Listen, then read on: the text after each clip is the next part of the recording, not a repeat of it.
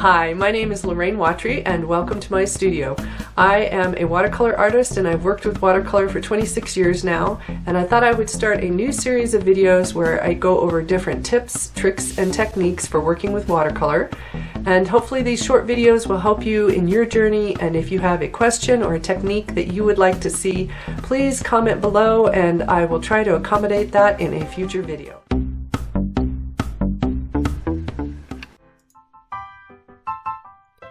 Hi, today's video is going to be a little different than those I normally do.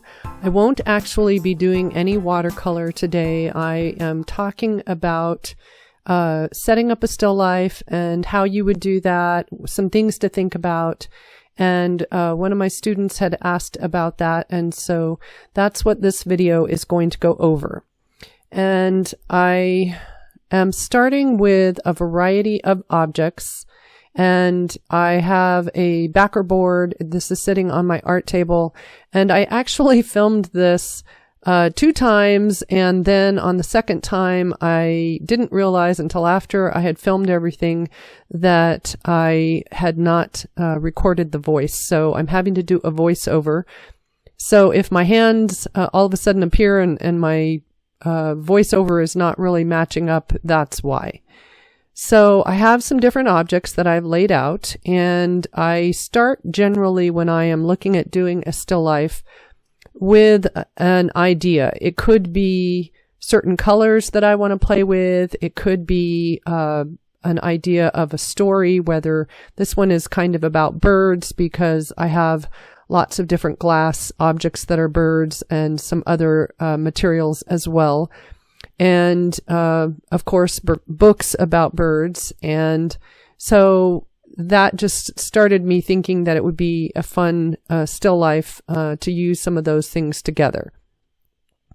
So then once I have, the idea of what I might, be doing, then I start pulling out pieces from things I have collected. And I love to paint glass, so I have a variety of glass pieces.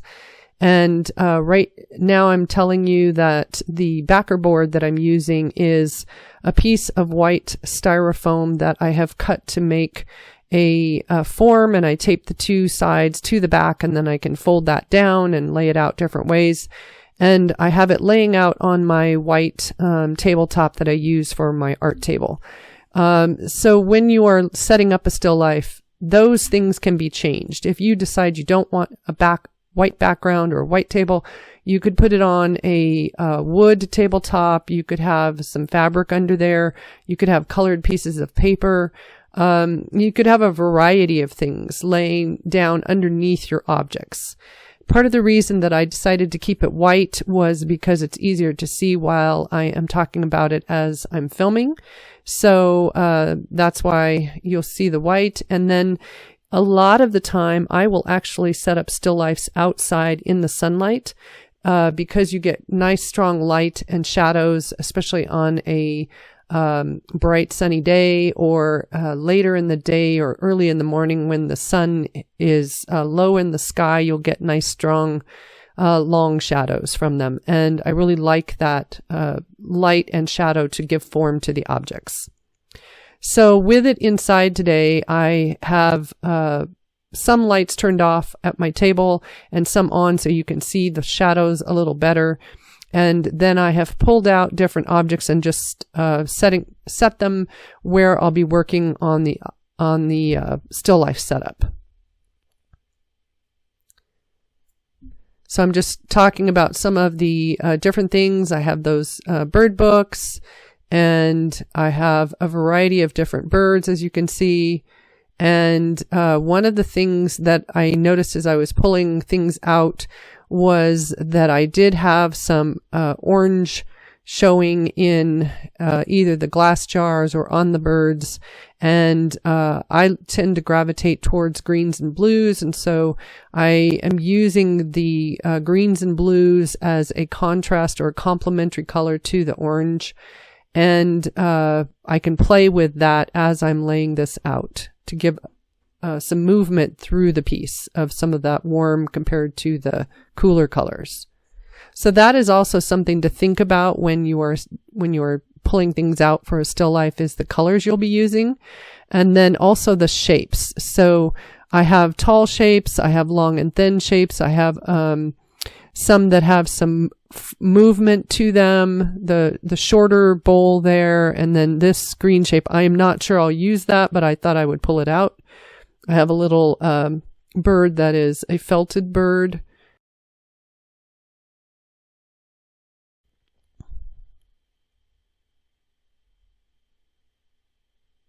And then what I end up doing is I will start moving everything out of the way and pick an object or two to start making a still life from.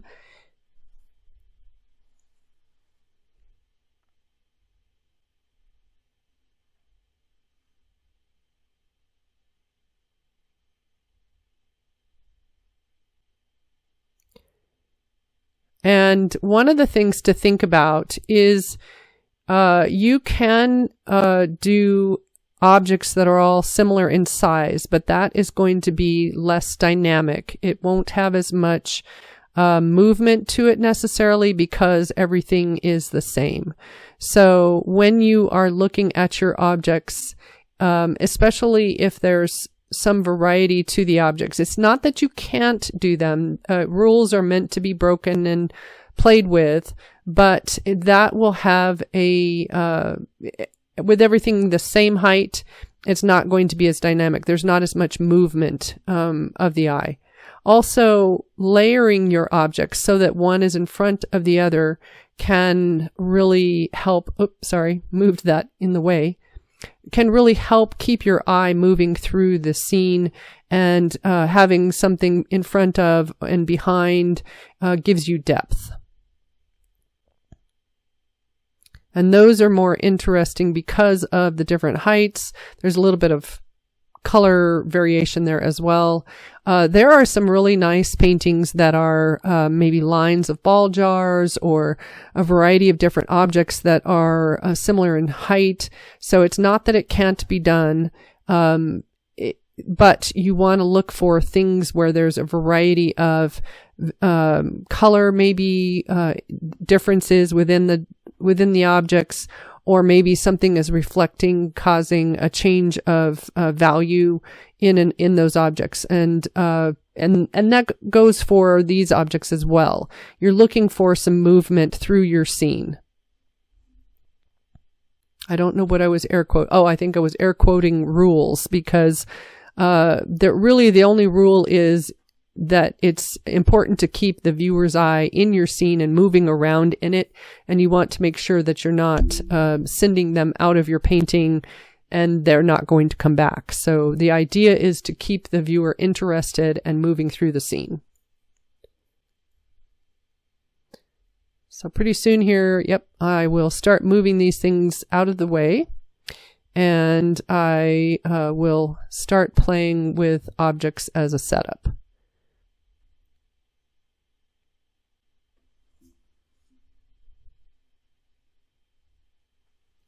So those 3 books I moved around and kind of played with, and I like having the words in the setup because it kind of adds to the story.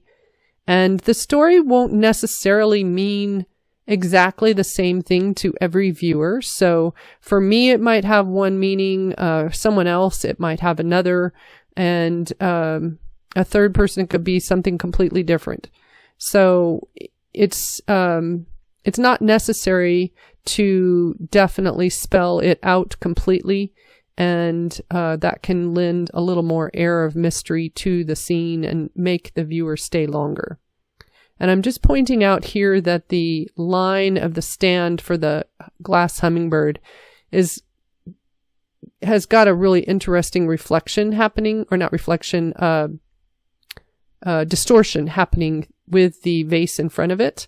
And those are the kinds of things I love to paint. And so that interests me, and so I kept it there. Here, the 2 hummingbirds are really kind of at the same height. And even though they are different kinds of materials, the one is wood that I'm picking up now, I decided I wanted to try the wood hummingbird somewhere else. And so I'm trying to set it in different locations. And because it is a darker object, it's not standing out as much in the scene. And so I'm trying to figure out where to place it.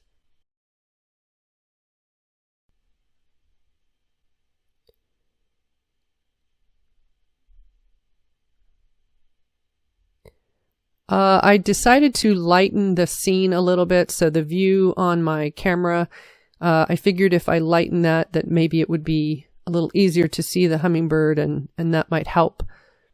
So I'm still kind of playing with it, trying different angles.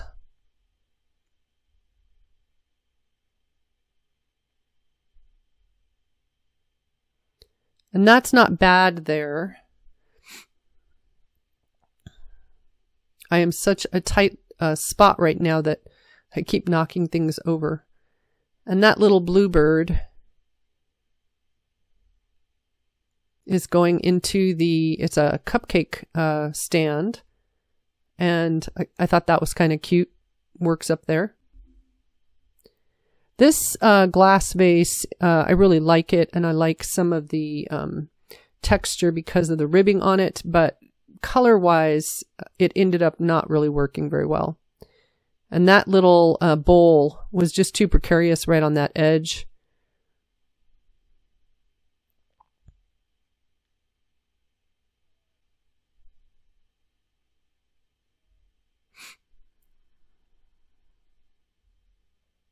Sorry about my arm.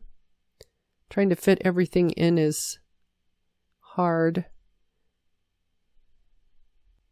I thought the green bowl there was a nice balance to the weight of the little bluebird and the cloche or the cupcake stand on the left.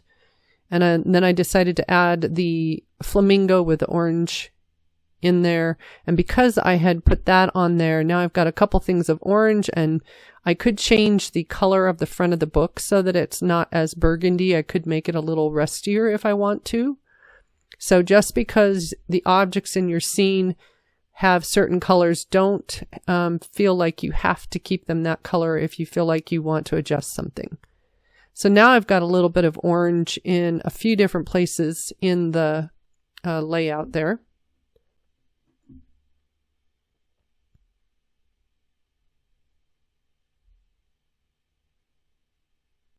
Still not quite happy with the hummingbird. So I did move the hummingbird to that front corner, but the problem is that the wings and the back of the bird were standing out, but the beak was lost in that darker color there of the book. So I'm talking about that here where you can see the wings, and that green vase helps with that, but then the front is not really showing.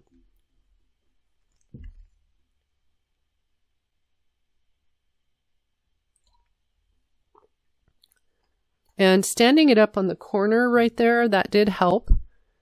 It looks a little like it doesn't quite fit, but I leave it there for now. And I'm not sure about that green vase on the left. It's really standing out right now. I did try another vase behind the flamingo, but it's pretty much the same height. And it didn't really add a whole lot. So when you are setting up a still life, think about your objects and do they add something?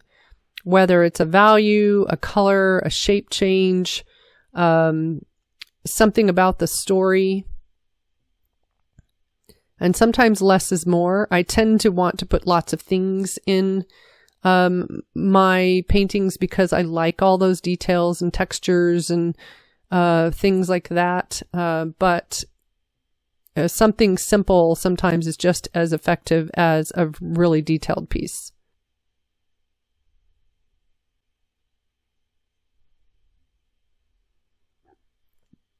So at this point, I decided to take some pictures of the layout that I had. And at some point, you just need to start taking photos. And in this case, I am using my cell phone so that you can see what I'm doing, and I can quickly insert some of the shots, and I will do that here and there in the rest of the video. And that way you can kind of see what I'm looking at. Now, when I am shooting a still life, normally I will use my digital SLR camera, and I will use my long lens that's 55 to 300, I believe, and I can zoom in and I can get different angles and things with it. But for this, I am just using my cell phone, and I pointed up there because you should also take pictures from overhead. Try different angles, walk around your still life, and see if there's some part of it that works better than another. Okay, another angle, and I did move the hummingbird.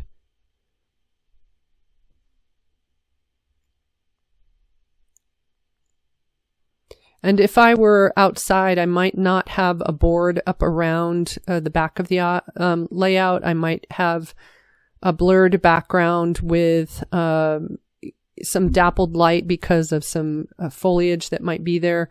But if you're doing this in the winter and the trees have dropped their leaves, or it's an evening or night outside and you want to work on a still life, doing an inside setup like this can be helpful. So then I am moving around the scene, and I'm taking, as I said, different shots, different angles. You never know when you go to look at your images later what might catch your eye and really work for you. I did want that hummingbird to rotate, and so that's what I was doing there, is to get it to change its direction.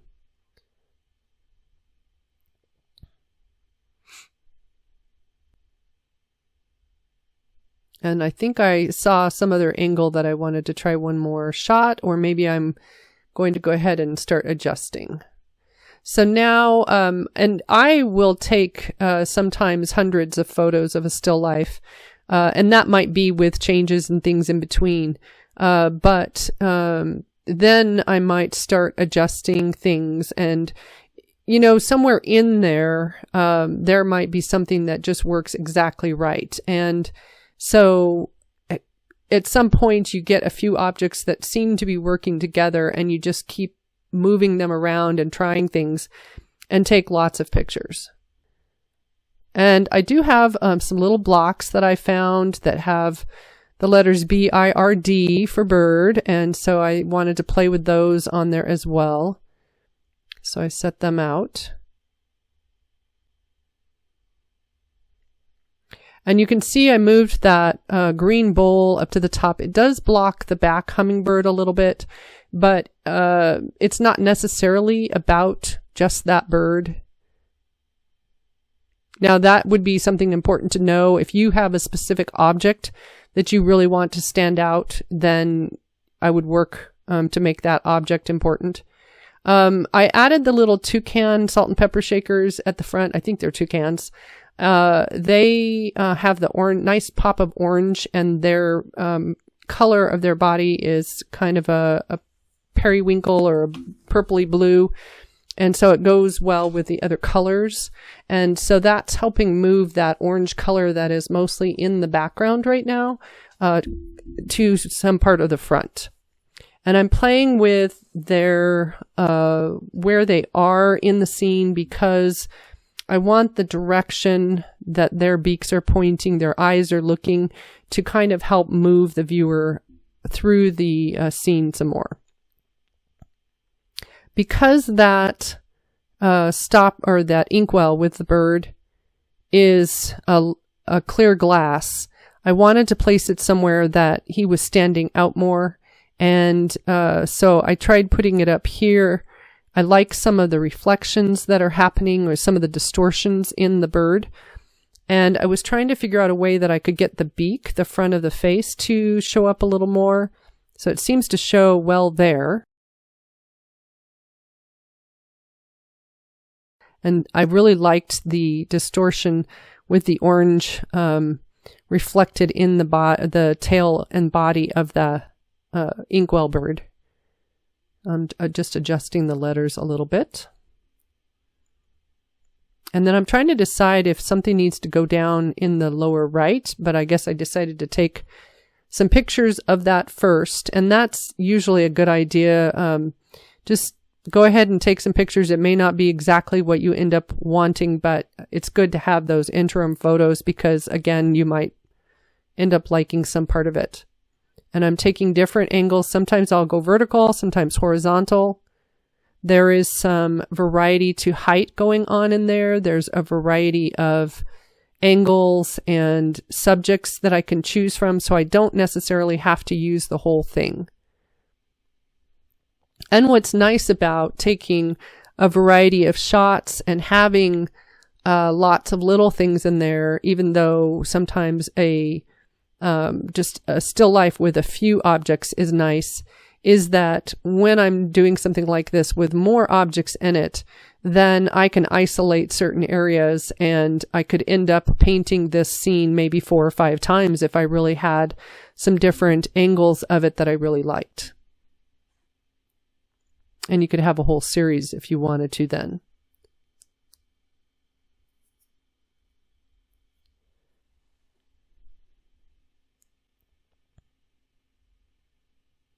Some of the shots of this still life.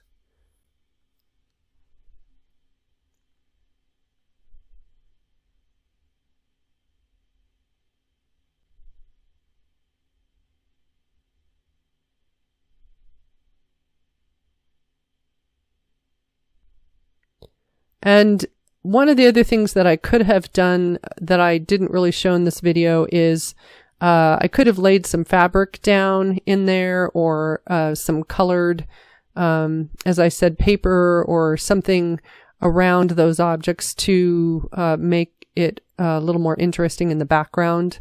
And so for this background, I might just do it as a kind of muted gray. I could use the white of the table if I wanted to, and I probably would get rid of the lines that are on the two edges back there, but it would depend on each photograph if those lines are showing or not. Sometimes they might be and sometimes they might not. So now I'm going to try another layout, and I'll move some of those objects around.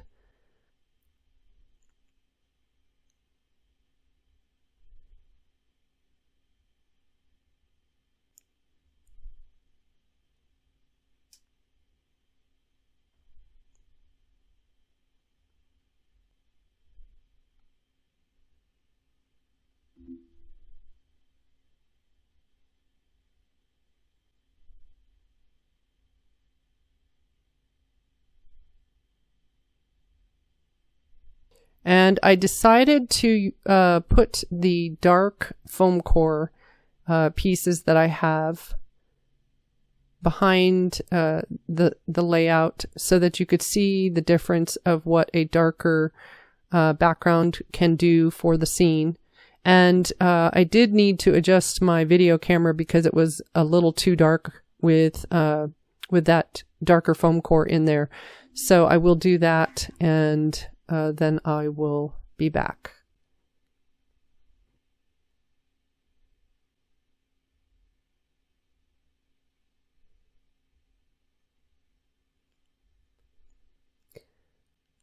I haven't adjusted the lighting just yet. I decided to lay out some of the objects first, and so I'm still playing with that some, and then I think I did go and adjust the lighting. The two jars at the back, the blue and the orange one now, are so dark that they're really hard to see. Although later when I was taking images with my phone automatically adjusted because it was set to auto, so it did brighten the scene. And so I just needed to lighten it in my camera. I think I did lighten it there. So still not really light, but I will show you some of the photos so you can see some of those objects do stand out better.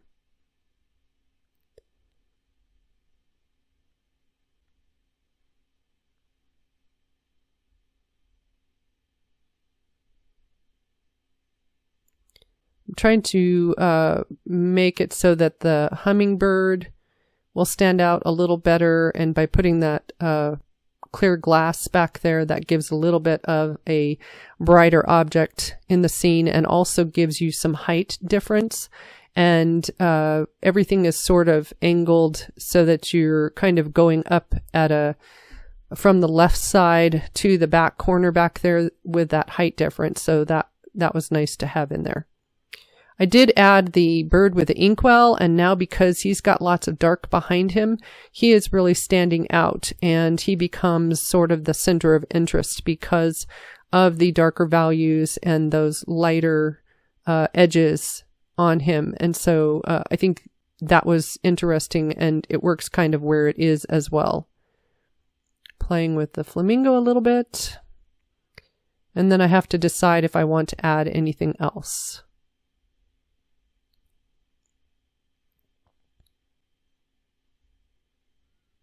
I decided not to put that hummingbird in this time, and I thought I would play with the blocks over here, just a little bit of something down on that edge. I tried throwing them to see if I could get the word bird laid out nicely, and it didn't, but I just changed 2 of the letters, and that worked out okay. And still, the felted little bird didn't quite stand out. And then I decided to use some of or both of the toucans or salt and pepper shakers. And I couldn't decide. That one's sort of peeking out in there, but it seems like it's too similar to the other one where it was. Definitely not there. There we go. Okay, so that's better over there. I have to watch. I probably, if I do leave it there, let me see if I pull it out. I don't like where his beak is right now compared to the edge of the book. I probably would move the bird more toward the front if I would draw that one up. So I will take some pictures and I will show you some of the angles and some of the photos from this layout.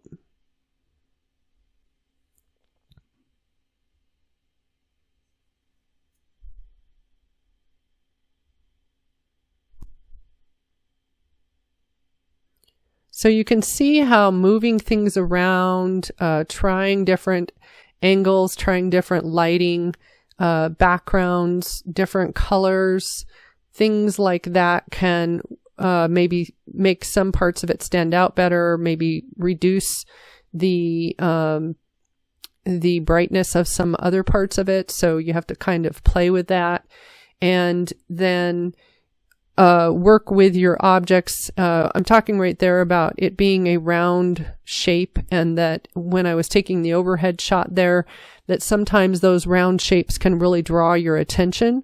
And so one thought was maybe lay the bird down in there because that helps break that circular shape. I didn't really think it worked very well for that because of the fact that it's not as interesting without the bird standing up, but maybe the overhead shot is okay, so I'll display that as well. And when I am looking at the different layouts, then I have I